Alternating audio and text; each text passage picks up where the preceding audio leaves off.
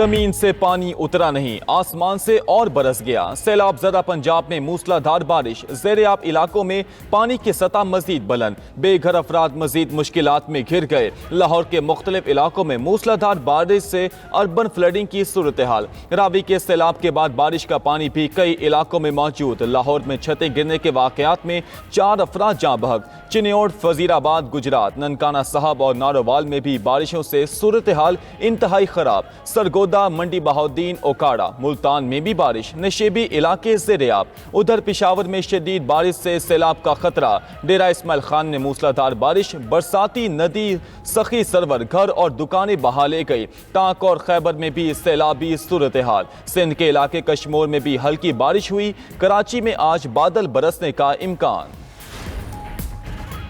پنجاب کے دریا، آشیانے، بستیاں، خواب اور امیدیں سب بہا لے گئے۔ دریائے راوی، ستلج اور چناب میں سیلابی صورتحال برقرار۔ دریا چناب سے 1160 سے زائد دیہات متاثر۔ راوی کے اطراف 470 اور ستلج پر 390 سے زائد دیہات ڈوب گئے۔ لاکھوں لوگوں کی نقل مکانی، ہزاروں بے گھر۔ دریا چناب کا سیلابی ریلا سیالکوٹ، وزیر آباد اور چنیوٹ میں تباہی کے بعد جھنگ میں داخل۔ درجنوں دیہات، سینکڑوں ایکڑ فصلیں تباہ۔ رابطہ سڑکیں پانی میں گم۔ شجاع آباد کے 140 دیہات سیلاب سے متاثر۔ نارووال اور ننکانہ صاحب میں بند ٹوٹ گئے۔ دریا ستلج میں ہیڈ گنڈا سنگھ والا کے مقام پر کئی دیہات تاحال زیرآب۔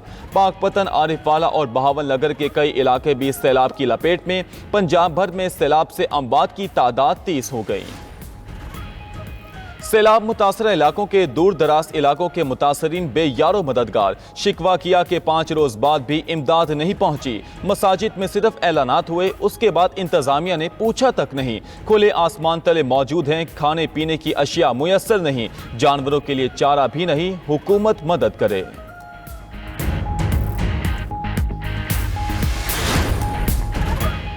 پاک فوج کے دستے سیلاب زدہ علاقوں میں دن رات مصروف۔ قصور، جھنگ، فیصل آباد، چنیوٹ، نارووال، ٹوبا ٹیک سنگھ میں ریسکیو آپریشن۔ متاثرین سیلاب کی ہیلی کاپٹر اور کشتیوں کے ذریعے محفوظ مقامات پر منتقلی۔ سیلاب متاثرین کے لیے ریلیف اور میڈیکل کیمپس بھی فعال۔ ادھر سوات اور گرد و نواح کے سیلاب زدہ علاقوں میں بھی پاک فوج کی امدادی کارروائیاں۔ مکان باغ اور ملا آباد میں راشن اور کھانے پینے کی اشیاء تقسیم کی۔ متاثرین کا بھرپور اقدامات پر پاک فوج سے اظہار تشکر۔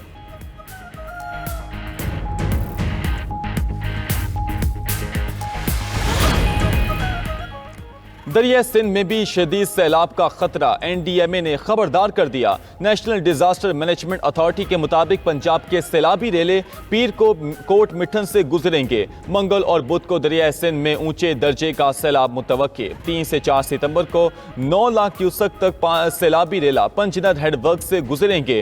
گڈو بیراج پر 5 سے 6 ستمبر کے دوران 8 لاکھ سے 11 لاکھ کیوسک بہاؤ متوقع۔ دریائے سندھ کے نشیبی علاقوں میں شدید اونچے درجے کا سیلاب متوقع۔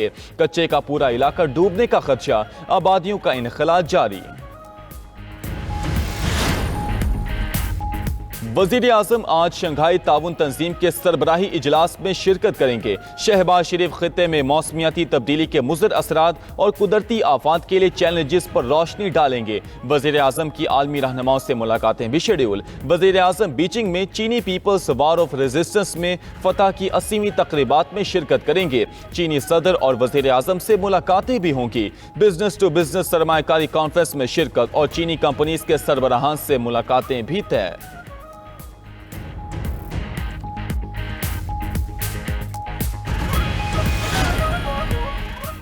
سفارتی سطح پر بھارت کو بڑا جھٹکا، صدر ٹرمپ نے بھارت کا شیڈول دورہ منسوخ کر دیا۔ امریکی اخبار کے مطابق ڈونلڈ ٹرمپ نے رواں سال کے آخر پر کوآڈ سمٹ میں شرکت کے لیے بھارت جانا تھا۔ تجارتی کشیدگی کے پیش نظر ٹرمپ نے بھارت جانے کا ارادہ ترک کر دیا۔ ٹرمپ روسی تیل کی خریداری بند نہ کرنے پر بھارت سے نالاں ہیں۔ بھارتی درآمدات پر 50% ٹیرف بھی نافذ کر چکے ہیں۔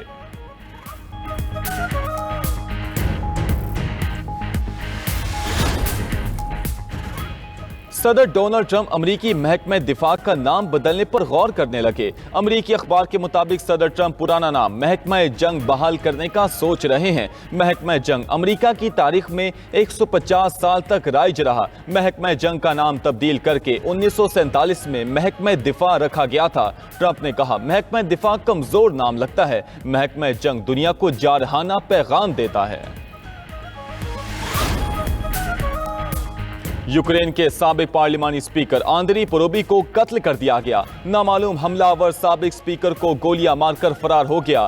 واضح نہیں ہوا کہ واقعہ روس یوکرین جنگ سے منسلک ہے یا نہیں۔ آندری پروبی نے 2014 میں یورپی یونین کے حق میں عوامی تحریک چلائی تھی۔ اس تحریک کے نتیجے میں حکومت تبدیل ہوئی اور ملک میں سیاسی ہلچل شروع ہوئی، جس کے بعد روس نے کرائمیا پر قبضہ کیا اور مشرقی یوکرین میں جنگ چھڑ گئی۔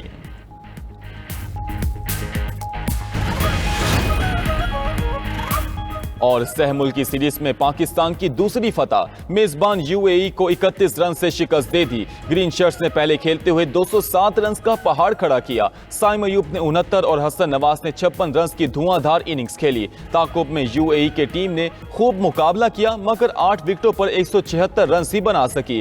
آصف خان 35 گیندوں پر 77 رنز بنا کر ٹاپ سکورر رہے۔ 69 رنز بنانے اور 1 وکٹ لینے پر Saim Ayub player of the match قرار۔